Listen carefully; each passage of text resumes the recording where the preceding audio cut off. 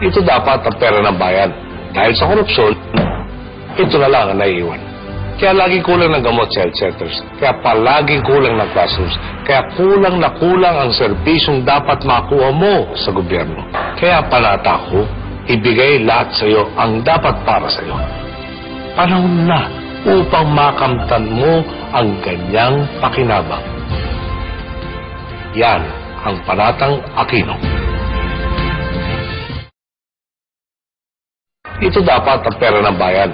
Dahil sa korupsyon, ito na lang ang naiiwan. Kaya laging kulang ng gamot sa health centers. Kaya palaging kulang ng classrooms.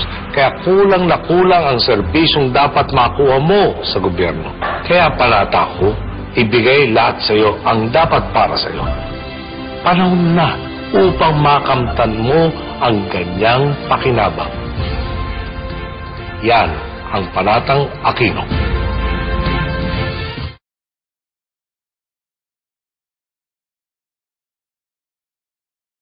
Ang perang ito ay dapat para sa mga proyektong lilikha ng trabaho para sa iyo.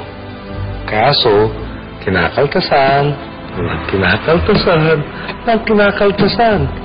wala nang natira para sa iyo.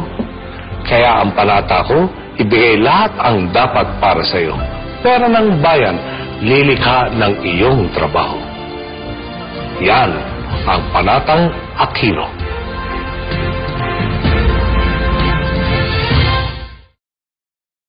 Ang perang ito ay dapat para sa mga proyektong lilikha ng trabaho para sa iyo. Kaso, kinakaltasan, wala nang natira para sa iyo. Kaya ang panata ko, ibigay lahat ang dapat para sa iyo. Pera ng bayan, lilikha ng iyong trabaho. Yan ang Panatang Aquino.